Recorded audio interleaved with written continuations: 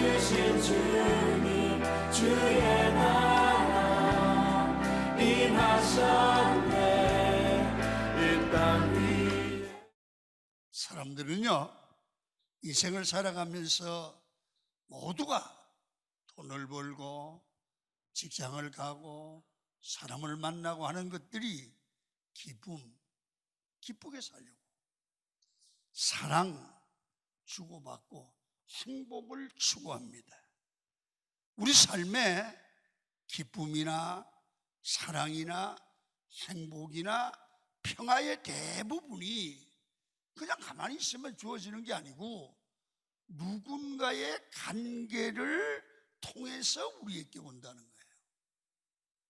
기쁨도 누군가 관계를 통해서 오는 거예요. 행복도 누군가의 관계를 통해서 오는 거예요. 그래서 인간은 관계를 떠나서는 존재할 수가 없는 거예요. 그래서 관계가 좋지 않으면 어떤 것도, 행복도 기쁨도 사랑도 평안도 얻을 수가 없다는 겁니다. 그래서 관계에 대한 이야기를 먼저 하면서 포도나무를, 이 비유를 통해서 우리에게 주시는 하나님의 음성을 듣도록 하겠습니다. 여러분, 하나님께서는 좋은 관계를 통해서 우리 사람들을, 하나님의 사람들을 축복해 주시는 것입니다. 그래서 지혜로운 사람은 인생에서 제일 중요한 것이 관계임을 아는 것이에요. 그런데 관계 중에서 제일 중요한 관계가 하나님과 나와 관계예요. 사람 관계 중요하지만 제일 중요한 관계가 하나님과 나와 관계예요. 그래서 하나님의 관계보다 더 중요한 것이 이 세상에 없어요. 본문에서 예수님께서도 하나님과의 관계가 얼마나 중요한지를 비유를 통해서 말씀을 해요. 자 봐요, 오늘 본문을 보니까 하나님과의 관계를 어떻게 맺어야 우리가 세상을 믿음으로 하나님의 은혜 아래 승리할 수 있는지, 오늘 본문은 포도나무 비유를 통해서 우리에게 하나님과의 관계를 잘 맺고 살아라, 비유로 우리에게 가르쳐 주는 거예요.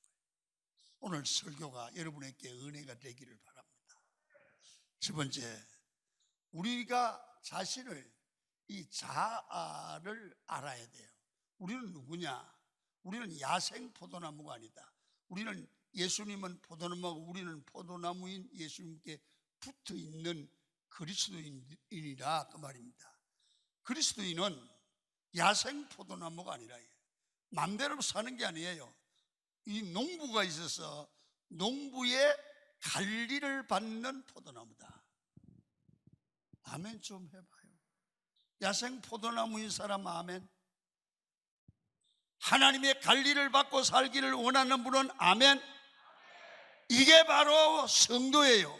오늘 1절을 봅니다. 이렇게 설명을 합니다. 읽습니다. 시작. 나는 참 포도나무요 내 아버지는 농부라. 예수님은 하나님과 자신과의 관계를 나는 포도나무이고 하나님은 농부다. 우리는 포도나무인 예수님께 붙어있는 가지다. 가지는 포도나무와 같다. 여러분, 가지 포도나무에게 가장 중요한 것이 뭐요? 농부요. 농부가 있는 포도나무와 야생 포도나무는 하늘과 땅처럼 차이가 커요. 야생 포도나무는 관리하지 않아요. 지 맘대로 가지가 나요. 거름이 없어요. 물이 있으면 메말라요. 환경에 따라. 그래서 야생 포도나무는요, 열매가 있기는 있어요. 쬐깐해요. 그리고 이 포도나무가 그 한 송이에 큰 것도 있고 작은 것도 있고, 씨어 빠지고, 어떤 건 있고 어떤 건 덜 있고, 이건 상품 가치도 없고요, 아무 작업 쓸 것도 없어요. 이게 야생 포도나무예요. 그런데 농부가 관리해 주는 포도나무는 어쩌면 그렇게 탐스럽습니까? 똑같은 열매가 색깔도 아름답고 향기도 아름답고, 여러분 먹어보면 살살 녹습니다. 아직까지 포도나무를 안 잡숴보신 분은 무슨 말인지 잘 모르지만, 잡숴보신 분은 살살 녹습니다. 여러분, 우리 성도는 야생 포도가 아닙니다. 우리 인생의 주관자는 농부 대신 하나님이 계시다는 걸 믿으시기를 축원합니다.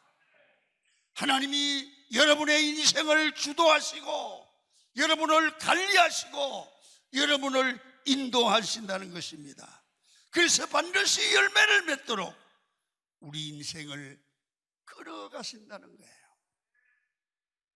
여러분, 그래서 반드시 이 나무는 관리해주는 농부가 있어야 돼요. 두 번째, 하나님께서 내 포도나무를 관리하시는데, 오늘 주님은 뭐 거름 준다는 얘기도 별로 안 하시고 가장 핵심적인 단어 하나를 하면 여기 다 포함이 돼요. 포도나무를 가지치기 한다는 거예요. 가지치기. 이 포도나무는요, 이렇게 보면 지 맘대로 싹이 나서 긁으면 가지가 막 나오면요, 포도나무가 열리질 못해요. 쬐끔하게 빼. 영양분이 다 뺏겨서. 그러니까 농부는 눈이 있어요. 어떻게 하냐면 정확하게 요거는 열매가 며칠까지, 요거는 안 되는 가지, 요거는 잘라야 돼요. 모르면 배우기라도 해야 돼요. 이 포도나무는요, 가보면 여러분, 이 열매를 그렇게 맛있어서 그렇지 이걸 갖다 기둥으로 쏘겠어요, 제목으로 쏘겠어요? 모양도 없어요. 포도나무는 그냥 열매 하나밖에 없어요. 그런데요, 이 농부가 정확하게 알아요. 요 가지는 필요하고 요거는 잘라야 되고. 자, 성경을 봅니다. 2절입니다. 시작. 물은 내게 붙어 있어 열매를 맺지 아니하는 가지는 아버지께서 그것을 제거해 버리시고, 물은 열매를 맺는 가지는 다 열매를 맺게 하려 그것을 깨끗하시게 하십니다. 하나님께서 가지치기를 하시는데 목적이 있어요. 이 나무가 열매 맺는 나무이기 때문에 열매를 잘 맺게 하기 위해서 가지치기를 한대. 좋은 열매를 맺게 하려고 가지치기를 한대. 포도나무가 생각하는 방법대로 하는 게 아니고 농부가 원하는 방법으로 가지치기를 하는 거예요. 여러분, 하나님이 일하시는 방법은 세상의 방법으로 하는 게 아니에요. 내가 원하는 방법으로 하는 게 아니에요. 내 인생을 관리하시는 하나님은 더 많은 열매를 맺게 하기 위해서 내게 필요 없는 가지를 잘라버리는 거라고요. 인생에서 이 하나님이 가지치기 하는 시간은 우리 인생은 고통으로 느껴져요. 왜 하나님이 이렇게 나를 힘들게 할까? 여러분, 정말 하나님을 원망하고 싶지만 그때 이 설교를 생각해내고 요한복음 15장을 또 읽고 묵상해 보십시오. 그 시간이 뭐 하는 시간이냐? 하나님이 나를 가지치기로 다듬어가는 시간이에요. 나를 다듬어 간다고. 여러분, 그냥 놔두면 우리가 이 일도 하고 저 일도 하고 다 하려고 하기 때문에 인생에 거품이 끼고 쓸데없는 것에 인생을 낭비하기 때문에 농부이신 하나님께서 우리에게 불필요한 것들을 다 가지치게 해버려요. 그래서 내 인생에 따르는 고난은 다른 것이 아니라 하나님께서 가지치기 하시어 내 인생을 깨끗하게 만들고 하나님이 원하는 사람을 만들고 열매 맺게 하신다 말이에요. 열매 맺게 하신다. 그때 우리가 해야 될 일은 어떤 걸까요? 하나님의 뜻을 알고 인내해야 돼요. 하나님이 나를 아픔이라는 고통을 통해서 가지치기를 한다. 참아야 된다. 결국에는 이 고난을 통과해 보면 그게 복이 될 줄 믿습니다. 하나님이 가지치기를 하실 때 다 잘라버리지 않습니다. 어떤 농부도 다 잘라버리지 않습니다. 반드시 살리되 더 좋은 나무가 되게 만듭니다. 반드시 열매 맺게 만듭니다. 여러분, 우리 하나님은 실수가 없으신 하나님이십니다. 우리에게 불필요한 것을 없애고 깨끗하게 만들어 여러분, 고난을 통해서 하나님이 우리를 성장하게 하고 하나님의 형상을 담게 하고 열매 맺는 사람으로 다듬어져 가요.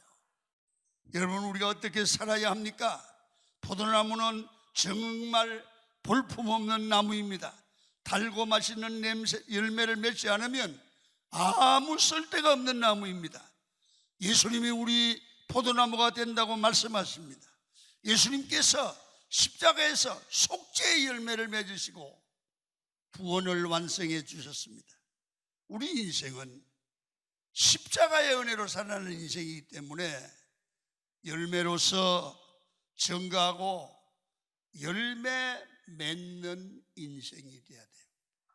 예수님의 여러분 은혜로 구원받은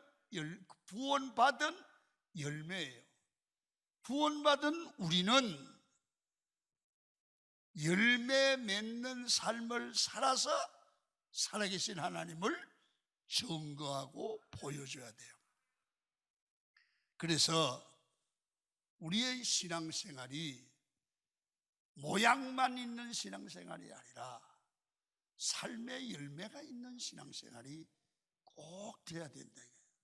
디모데후서 3장 5절을 읽어보시겠습니다. 시작. 경건의 모양은 있으나 경건의 능력은 부인하니 이 같은 자들에게서 네가 돌아서라. 교회가, 성도가 경건의 모양만 있고 경건의 능력이 없다. 그래서 우리가 경건의 능력에 집중해야 합니다. 우리가 좀 경건의 능력을 위해 마음을 쏟고 경건의 능력을 가지려고 몸부림을 쳐야 될 필요가 있습니다. 여러분, 교회를 섬길 때도 보시면 너무 여러 가지 일로 바쁘고 이것저것 하느라고 능력이 사라지고 모양만 있을 수가 있어요. 그래서 교회가 우리 많은 성도들이 자기의 은사를 발견하고 은사에 맞게 하나님이 맺기를 원하는 열매를 맺으면 좋습니다. 그래서 너의 삶이 너무 바빠서 기도가 줄었다. 그러면 가지치기를 해야 돼요. 경건의 모양만 있고 경건의 능력이 사라졌다면 내 삶의 가지치기가 정말 필요해요. 중요한 일에 집중할 줄 아는 지혜가 있어야 됩니다. 그때 삶이 바르게 되고 열매가 맺히게 될 줄로 믿습니다. 하나님은 우리 삶에 균형을 이루고 꼭 필요한 것과 덜 필요한 것, 더 중요한 것과 더 중요한 것의 우선순위를 가려서 내가 더 좋은 은사를 가지려도 좋지 않은 곳에 시간을 낭비하고 있다면 그 불필요한 부분을 가지치기 하고 가장 효율적인 인생을 살아가라는 거예요. 아멘 좀 하세요. 가장 효율적인 신앙생활, 가장 효율적인 섬김, 이게 필요하다 그 말이에요. 그러면 우리 성도가 어떤 열매를 맺어야 됩니까? 인격의 열매를 맺어야 됩니다. 인격의 열매. 우리 삶에 반드시 거듭나고 변화받고 구원받았으면 삶을 통해서 세상을 아름답게 만들어야 됩니다. 그러면 사람들이 예수 그리스도의 인격을 닮아서 세상에 빛되고 소금되는 그런 성도들이 교회에서 양육돼 가지고 가정을 변화시키고 직장을 변화시키는, 이게 교회의 꿈이고 비전입니다. 그러면 인격의 열매는 성경에 나오는 9가지 열매, 성령의 열매를 맺으면 되는 거예요. 자, 성경을 봅니다. 갈라디아 5장 22절, 성령의 9가지 열매. 시작. 오직 성령의 열매는 사랑과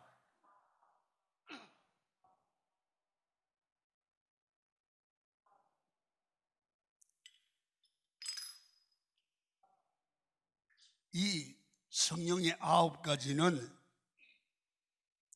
다 관계 속에서 만들어지고 나오는 겁니다.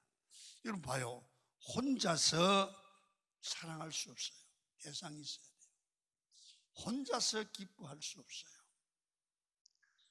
여러분 기뻐할 때도 누군가가 있어야 기뻐하고 대화를 하잖아요. 여러분 성령의 열매는 모두가 관계 속에서 나와요. 관계가 잘 되어져야 돼요. 사람 속에서, 사람과 사람의 만남 속에서 사랑을 하고 사랑을 받지요. 그러니까 관계 속에서 사랑이 만들어지죠. 그리고 사람 속에서 희락과 화평이 생겨요. 그리고요, 사람의 관계 속에서 어떨 때는 관계가 안 좋을 때가 있잖아요. 그때 오래 참음이 나와요. 혼자 무슨 오래 참음이 있겠어요? 부부관계에서 오래 참음이죠. 상대를 보고 오래 참을 수 없는 걸 참아주는 게 오래 참음이에요. 그래서 여러분 우리가 잘 보면 성령의 9가지 열매는 정말 참 믿음 위에 있는 사람들의 만남, 관계에서 이루어지는 거예요. 참된 믿음은 삶의 고난과 이 시험을 극복하고 이기는 것이지요. 내가 이 믿음으로 인내할 때 오래 참음이 나오고요, 그때 양선이 있고 그때 충성이 있고 절제가 있는 겁니다.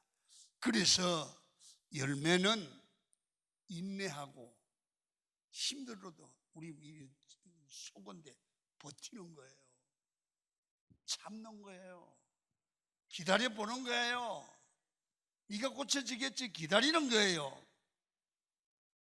그래서 삶 속에서 일어나는 모든 아픔과 어려움들은 내 인격을 성장시키고 나를 살리시는 하나님의 은혜임을 기억하시기 바랍니다.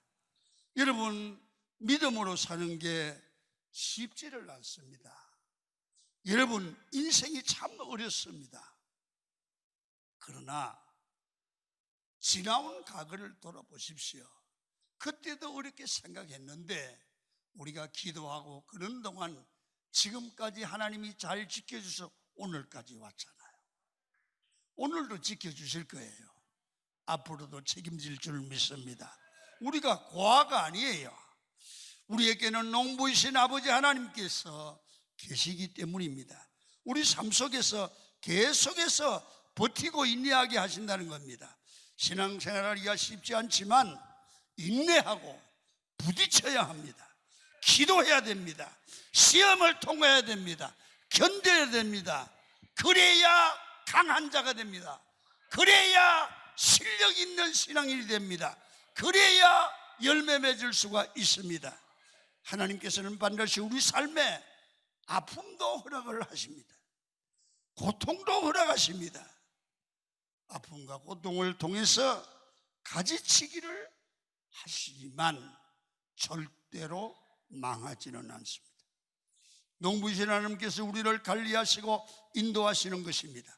그래서 어려움이 올 때 피하지 마시고 기도하십시오.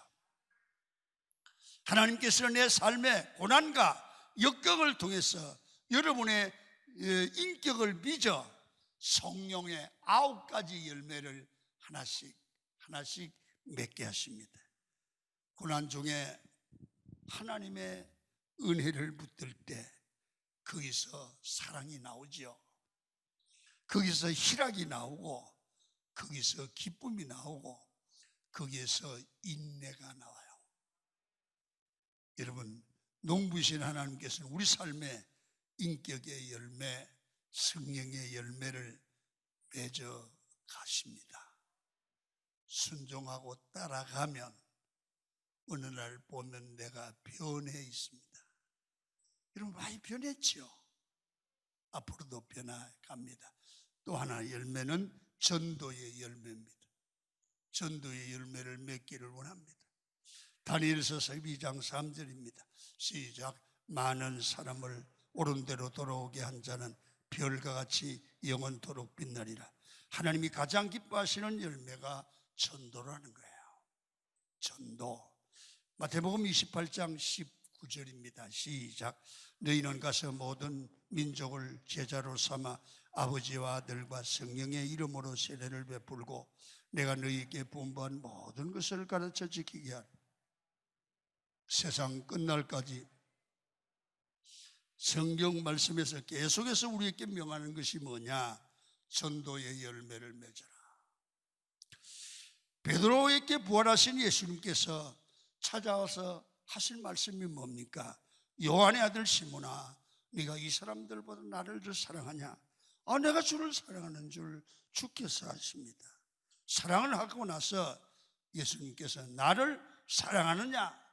사랑하면 내 양을 먹이라. 사랑하면 복음 전파라는 거예요. 말씀 전파라는 거예요. 예수님 사랑하냐?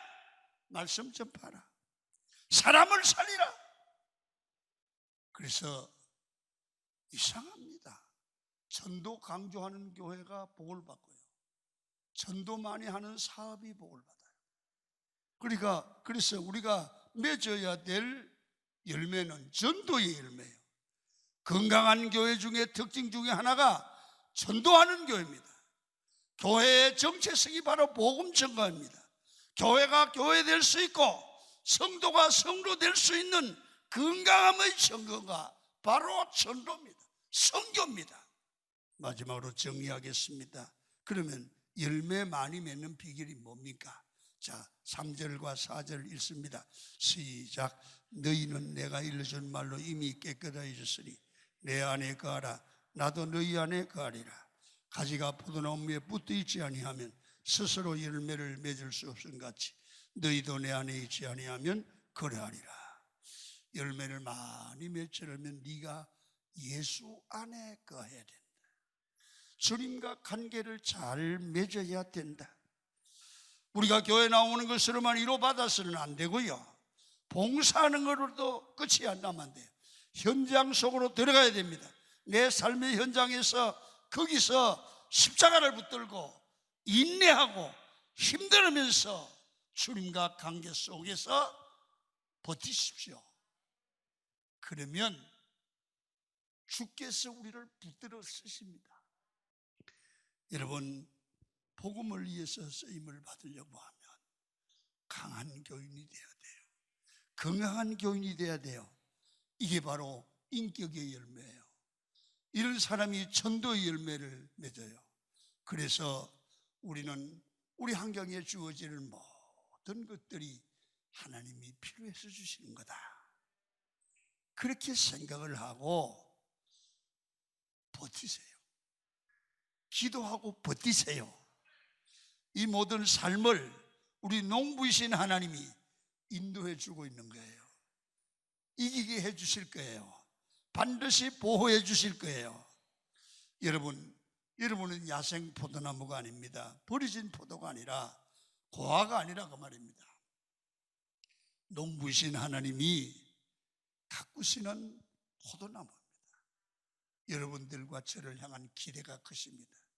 그 기대를 이루어 드리는 강한 교인들이 되기를 주의 이름으로 축원을 드립니다.